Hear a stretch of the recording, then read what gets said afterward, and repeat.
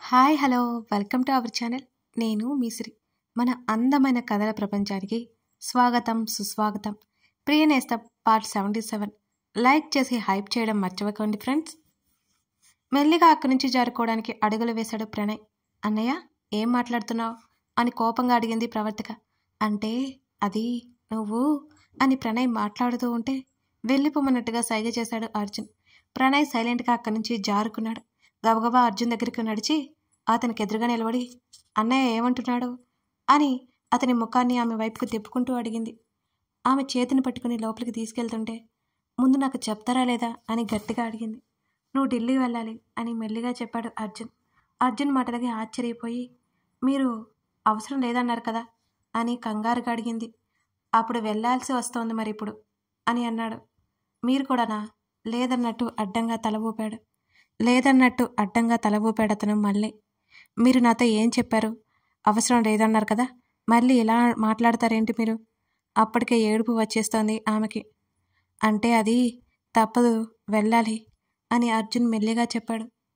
ఇంకొక క్షణం కూడా అక్కడ ఉండకుండా తలుపు వైపుకు నడుస్తుంటే ఆమె చేతిని పట్టుకుని ఆపుతూ తలుపేశాడు అర్జున్. నేను వెళ్ళనండి అని చెబుతున్న ఆమెని హత్తుకున్నాడు. అర్జున్ హృదయంలో ముఖం దాచుకుని ఆమె ఏడుస్తోంది. ప్లీజ్ ఏడవకు, ఆమె తల నిమురుతూ చెప్పాడు. నన్ను పంపించొద్దు ప్లీజ్, నేను ఇంట్లో నుంచి ఎక్కడికి వెళ్ళను అని మణికట్టుతో కళ్ళు తుడుచుకుంటూ చెప్పింది. ఆమె చేతులు పట్టుకుని బెడ్ మీద కూర్చోబెట్టి, సరిగ్గా 4 రోజులంతే, ఆలోపు నేను వచ్చేస్తాను నచ్చజెప్పే ప్రయత్నం చేశాడు అర్జున్. అతని చేతిని వదిలించి సైలెంట్గా బెడ్ మీద పడుకుంది ఏడుస్తూ. తన పరిస్థితి మీద తనకే చిరాకేసింది అర్జున్కి. ప్రవర్తిక అని ఆమె చేతిని పట్టుకున్నాడు మళ్ళీ. నేను వెళ్ళను, నాకేం చెప్పొద్దు అంటున్న ఆమెతో, ఒకసారి చూడు ఆమె చేతిని పట్టుకుని కూర్చోబెట్టాడు అర్జున్. ఎటో చూస్తోంది కన్నీళ్ళు కారుస్తూ. నిన్ను సుమా, కార్తిక్ ఢిల్లీలో క్షేమంగా తీసుకుని వెళ్తారు. లేచి బట్టలు సర్దుకో, కావాల్సినవి పెట్టుకో అర్జున్ అంటుంటే, ఎందుకు ఇలా చేస్తున్నారు అని ఆమె దీనంగా అడుగుతుంటే, కారణం ఏంటో ఆల్రెడీ నీకు చెప్పానుగా, నువ్వు ఖచ్చితంగా వెళ్ళి తీరాల్సిందే. నువ్వు వెళ్ళను అంటే నేనేం చేయలేను, నేను అనుకున్నది కూడా చేయలేను. నా మాట కాదను అని నేను అనుకుంటున్నాను అని గంభీరంగా చెప్తున్న అర్జున్ మాటలకి ఇంకేం మాట్లాడలేకపోయింది ఆమె. కావలసినవన్నీ పెట్టుకో, టాబ్లెట్స్ మర్చిపోకు, ఓకేనా అని అడిగాడు అతను. మీరు పంపించాలి అనుకుంటున్నారు, మీకోసం వెళ్తాను, కానీ అక్కడ ఒక క్షణం కూడా సంతోషంగా ఉండను అంటూ అతని చేతుల నుంచి తన చెయ్యి విడదీసుకుంది వెనక్కి. ఆమె ఒప్పుకున్నందుకు రిలీఫ్ ఫీల్ అయ్యాడు అర్జున్ మాత్రం. అతను చూస్తుండగానే బట్టలు సర్దుతోంది. ఆమె ముక్కు ఎర్రబడింది. ఆమె కళ్ళు నీళ్లతో నిండిపోయాయి. అన్నీ సర్దేసి బెడ్ మీద ఒక వైపుకి తిరిగి పడుకుంది. మెల్లిగా ఆమె పక్కన చేరాడు అర్జున్. ఆమె కళ్ళు మూసుకుంది గట్టిగా. ప్రవర్తిక. మెల్లిగా ఆమెను తన వైపుకు తిప్పుకునే ప్రయత్నం చేశాడు అర్జున్. అసలు అతని వైపు చూడడం లేదు. మాట్లాడవా నాతో అని అడిగాడు. సన్నగా ఏడుస్తోంది. పూర్తిగా ఆమెని తన వైపుకు తిప్పుకొని, ఇప్పుడు ఎందుకు ఏడుస్తున్నావు? నాతో అసలు ఏడవను అని చెప్పావా లేదా అని అడిగాడు అర్జున్. ఉక్రోషంగా కళ్ళు తుడుచుకుని ముఖం మీద చీర కొంగు కప్పుకుంది. నా బేబీ ఏం చేస్తుంది అంటూ ఆమె బొజ్జ మీద చెయ్యేశాడు అర్జున్. అయినా సరే మాట్లాడలేదు ఆమె. ఆమె ముఖం మీద చీర కొంగు తీసి కళ్ళు తెరవమన్నట్టు ఆమె 2 బుగ్గలు వేలతో పట్టి తన వైపుకి తిప్పుకున్నాడు. అయినా కళ్ళు తెరవలేదు ఆమె. ఆమె పెదవుల మీద చిరుముద్దు ఇచ్చాడు.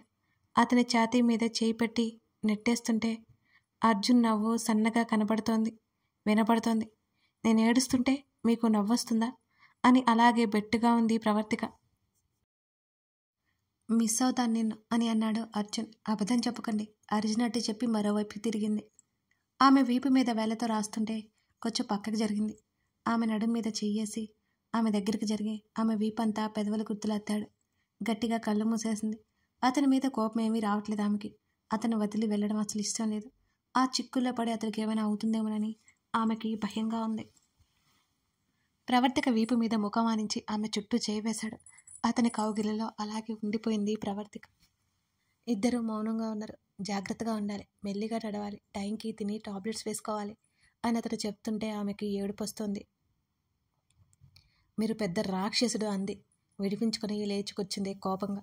నిజమే, ఆ విషయం అలా ఉంచు. ఎక్కువ ఫుడ్ తింటూ నా బేబీని హెల్తీగా ఉంచు అని చెప్పాడు అర్జున్. కోపంగా చూసింది అతను. ఆరాంగా కూర్చుంటూ, బేబీ నిన్ను చాలా మిస్ అవుతాను అంటూ ప్రవర్తిగా పొట్ట మీద చేతిని వేశాడు. అతని చేతులు నెట్టేసి, అబద్ధాలు చెప్పకండి అని ముఖం తిప్పుకుంది ప్రవర్తిక. నేనేం చెప్పాను? ఆమె భుజం మీద తల వాల్చాడు అర్జున్. అది మీకే తెలియాలి. చాలా కోపంగా ఉంది, నాతో మాట్లాడకండి అని చాలా కష్టంగా చెప్పింది. ఏయ్, అంత మాట అనుకో, రోజు కాల్ చేస్తాను అని అర్జున్ అంటుంటే, నేను అస్సలు మాట్లాడను అని మూతి తిప్పింది ప్రవర్తిక వెంటనే చెప్తూ. ఆమె కాళ్ళ దగ్గర పడుకుని పాదాల మీద రాస్తుంటే కాళ్ళు వెనక్కి లాక్కుని చీరను కప్పేసుకుంది. మర్చిపోయాను చెప్పడం, జర్నీలో చీరలు పెట్టుకోవద్దు, డ్రెస్సెస్ పెట్టుకో అని అన్నాడు అతను. ఆ మాత్రం మాకు తెలియదు మరి. ఆమె రోషంగా అన్నది, వెటకారంగా అన్నది. నీకు తెలియదని చెప్తున్నాను వెంటనే అన్నాడు అర్జున్. నాకు తెలుసు, మీరు ఏదో ఒక రోజు ఇలా అంటారని నాకు బాగా తెలుసు. నేను ఎక్కువ చదువుకోలేదు, పల్లెటూరు అమ్మాయిని, మీకు సరితూగనని మీరు అంటున్నారు కదా అని ముఖం చిన్నపుచ్చుకుంది ప్రవర్తిక. అరే, నేను ఇప్పుడు అలా అన్నానా? ఆశ్చర్యపోతూ అడిగాడు అర్జున్. కొత్తగా అనాల్సిందేముంది, మీ మనసులో అదే కదా ఉంది అని ముఖం తిప్పుకుంది ప్రవర్తిక. గాడ్! అర్జున్ నిచ్చూర్చాడు. బెడ్ నుంచి దిగి గదిలో నుంచి బయటకు వెళ్ళిపోయింది ప్రవర్తిక.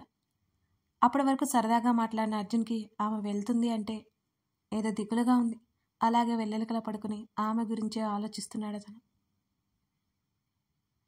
తల్లికి పిన్నికి విషయం చెప్పింది ప్రవర్తిక.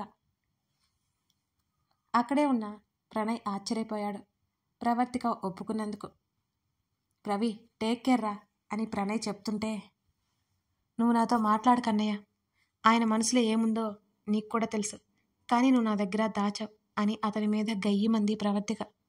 అది కాదురా ప్రవి, బావగాడు చెప్పొద్దన్నాడు, నేనేం చేయను చెప్పు అని అర్జున్ మీదకి తోసేశాడు ప్రణయ్. నీలిమ, కామాక్షి జాగ్రత్తలు చెప్పసాగారు ఆమెకి.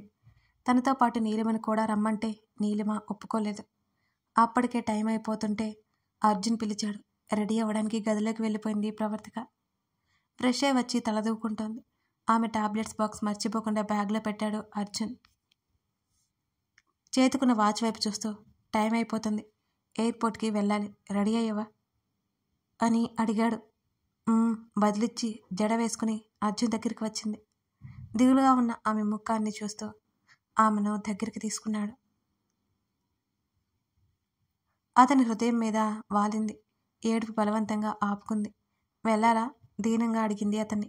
ఆమె నుదుటిన ముద్దాడి, జాగ్రత్త బంగారం అంటూ ఆమె చుట్టూ చేతులు బిగించాడు అర్జున్. ఈసారి ఏడ్చింది. ఆమెకు సర్ది చెబుతూ ఊరుకోబెట్టే ప్రయత్నం చేశాడు అర్జున్. ఫ్లైట్కి టైం అవుతుంది, వెళ్దాం పద. బలవంతంగా ఆమెను దూరం జరిపి సున్నితంగా కళ్ళు తుడిచాడు అతను. మౌనంగా అతనితో పాటు బయటికి నడిచింది ప్రవర్తిక. తల్లిని పిన్నిని కౌగిలించుకుని కన్నీరు పెట్టేసుకుంది. అన్నయ్యకి బాబాయ్కి చెప్పేసి బయటకు వచ్చేసింది ఆమె. కారులో వెళ్దామా అర్జున్ అడుగుతుంటే వద్దని చెప్పింది. జీప్లో వెళ్దామా అని అడిగాడు. అంది మెల్లిగా. అప్పటికే సాయంత్రం అయిపోయి చీకట్లో కమ్ముకుంటున్నాయి మెల్లిమెల్లిగా. అతను డ్రైవ్ చేస్తుంటే మౌనంగా కూర్చుని రోడ్డు చూస్తోంది. ఎయిర్పోర్ట్కి దగ్గరికి వెళ్తూ ఉంటే ఆమె ప్రాణం విలవెల్లాడిపోతుంది. అతని భుజం మీద తల వాల్చి అతని చేతిని చుట్టేసి, టైంకి తినండి, అమ్మ వాళ్ళ దగ్గర మొహమాట పడద్దు, త్వరగా వచ్చేయండి, జాగ్రత్తగా ఉండండి అని కళ్ళు తుడుచుకుంటూ చెప్పింది. అలాగే ఆమె తల నిమిరాడు. నేను మీ మీద చాలా కోపంగా ఉన్నాను అని దూరం జరిగింది. ఆమె మాటలు అతనికి నవ్వు తెప్పించాయి. ఎయిర్పోర్ట్ రాగానే జీప్ పార్క్ చేసి ఇద్దరు లోపలికి వెళ్ళారు. సుమ, కార్తీక్ అప్పటికే అక్కడికి వచ్చేశారు. కార్తీక్ కూడా జాగ్రత్తలు చెప్పాడు ఇద్దరికి. అదేంటి మీరు రావట్లేదా అని అడిగింది ఆశ్చర్యంగా ప్రవర్తిక. మేము మళ్ళీ ఢిల్లీ నుంచి వెళ్ళిపోవాలి, ఇక్కడ కొన్ని పనులున్నాయి, అవి చూసుకొని వెళ్తాను, ఎప్పుడు వస్తావో ఏమో తెలీదు అని అన్నాడు కార్తీక్. మేమిద్దరమే వెళ్ళాలా అన్నట్టు అర్జున్ వైపు చూసింది ప్రవర్తిక. ఆమె చేతిని పట్టుకుని వెయిటింగ్ హాల్లో కూర్చున్నాడు అర్జున్. సుమ, కార్తీక్ మరో పక్కన కూర్చుని మాట్లాడుకుంటున్నారు. సుమ విదేశాలే తిరిగింది, నిన్ను ఢిల్లీ వరకు తీసుకెళ్లేదా అని అర్జున్ నవ్వుతూ అడిగాడు. నాకు భయంగా ఉంది, నేను ఎప్పుడూ అలా ఫ్లైట్ ఎక్కలేదు, అని కంగారు పడిపోసాగింది ప్రవర్తిక. నీకు చిన్న ఇబ్బంది కలిగినా సుమకి చెప్పు, సరేనా? ఆమె చేయి పట్టుకుని సున్నితంగా నొక్కి వదిలాడు. మీరెందుకు ఇలా చేస్తున్నారు? నెల రోజులు అక్కడ ఎలా ఉండాలి నేను, మీరు లేకుండా? అంటూ మళ్ళీ కళ్ళు తుడుచుకుంది ప్రవర్తిక.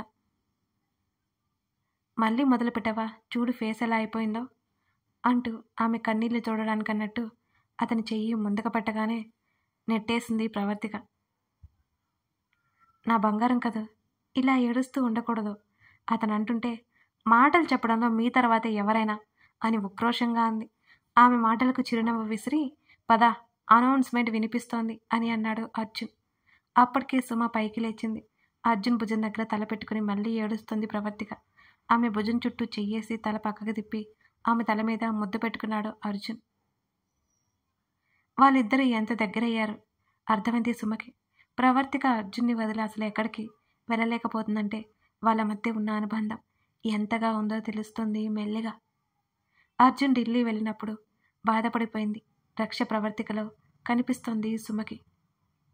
స్నేహితురాలు గుర్తురాగానే కళ్ళల్లో నీళ్లు రాక చప్పున కళ్ళు తుడుచుకుని చిరునవ్వుతో ప్రవర్తిక దగ్గరికి వెళ్ళింది సుమ. ప్రవర్తిక అంటూ ఆమె చేయి పట్టుకుంది సుమ. అయినా అర్జున్ నుంచి దూరం జరగకుండా తల మాత్రమే తిప్పి సుమ వైపు చూసింది ప్రవర్తిక. అర్జున్ సుమ ముఖముఖాలు చూసుకుని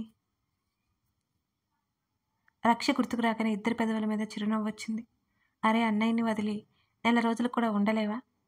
ఇలా అయితే కష్టం, ముందు ముందు అంది సుమ ఎందుకన్నట్టు చూస్తూ అర్జున్ నుంచి దూరం జరిగింది. అన్నయ్య, మాకు ఫ్లైట్ టైం అయింది, మేము చాలా మాట్లాడుకోవాలి, నువ్వు ఇక వెళ్ళిపో అంటూ ప్రవర్తిక చేతిని పట్టుకుని కుర్చీల నుంచి పైకి లేచింది సుమ. అర్జున్ చెయ్యి వదిలేస్తుంటే ప్రవర్తికకి ఏడుపొస్తోంది. అర్జున్కి కార్తిక్కి బాయ్ చెప్పి ప్రవర్తిక చేతిని పట్టుకుని తీసుకెళ్ళిపోయింది సుమ. కళ్ళ నిండా నీళ్లతో అతని వైపు చూసుకుంటూ వెళ్తోంది. అర్జున్ చూస్తుంటే కానీ సుమ ప్రవర్తికని తీసుకుని వెళ్ళిపోయింది. వాళ్ళిద్దరూ ఎయిర్పోర్ట్ నుంచి బయటకు వచ్చారు. ఎయిర్పోర్ట్లో చుట్టూ గమనించసాగాడు. చాలాసేపటికి ఇద్దరు అక్కడే ఉండి పార్కింగ్ వైపుకి నడిచారు. అర్జున్, నువ్వు హ్యాపీగా ఉన్నావా అని కార్తిక్ అడిగాడు. రక్ష చనిపోయిన తర్వాత అర్జున్ పరిస్థితి ఏంటో కార్తిక్ కూడా దగ్గరుండి చూశాడు కాబట్టి. చాలా అని చిరునవ్వు నవ్వాడు అర్జున్. కార్తిక్ కూడా సంతోషపడ్డాడు. అప్పటికి సుమ రక్ష గురించి చెప్పి ఏడుస్తూనే ఉంటుంది. రక్ష వాళ్ళకి ఎంత ముఖ్యమో కార్తిక్కి బాగా తెలుసు. ఎయిర్పోర్ట్ నుండి ఇంటికి బయలుదేరారు అర్జున్, కార్తిక్ ఇద్దరు. మోసం చేశావా నన్ను అని అర్జున్ అడుగుతుంటే లేదు అని అంది రాగిని. డూప్లికేట్స్ ఏవో తెచ్చి నన్ను నమ్మిస్తావా అర్జున్ సీరియస్గా అడుగుతుంటే నేను మా డాడీకి వ్యతిరేకంగా ఏం చేయలేను అని అంది రాగిని. అలాంటప్పుడు నాకు ముందే చెప్పాలి కదా నువ్వు, కోపంతో పళ్ళు నూరాడు అర్జున్. మీకు అప్పటికే నేను కరెక్ట్ డీటెయిల్సే పంపాను, మీరు చెప్పిన పని సరిగ్గానే చేశాను.